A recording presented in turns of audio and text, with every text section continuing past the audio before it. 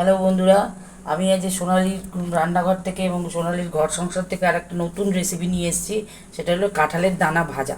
কাঁঠালের দানা মানে কাঁঠালের খেয়ে যে দানাগুলো থাকে সেগুলো হচ্ছে এইগুলোকে এইভাবে এইভাবে কাটতে হয়।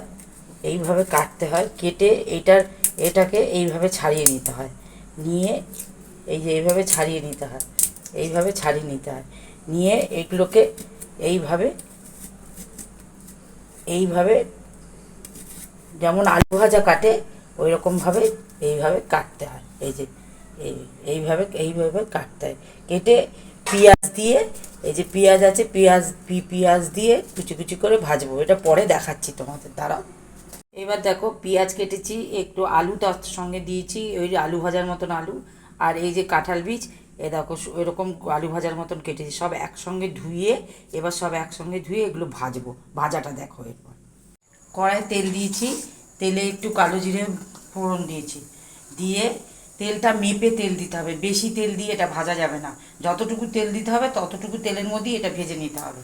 এইবার এই কাঁঠালের দানা, একটু আলু আর পেঁয়াজ, এটা খুব মজাদার ভাজা, খেতে খুব ভালো লাগে। এবার দিয়ে এবার একটু নুন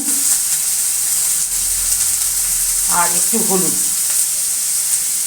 দিয়ে ভালো করে নাড়তে হবে।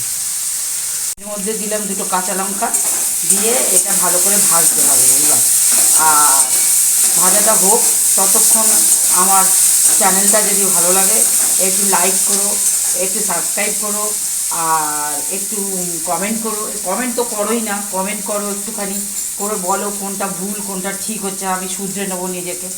আর দেখো, এটাই আমার কাছে অনুরোধ রইল।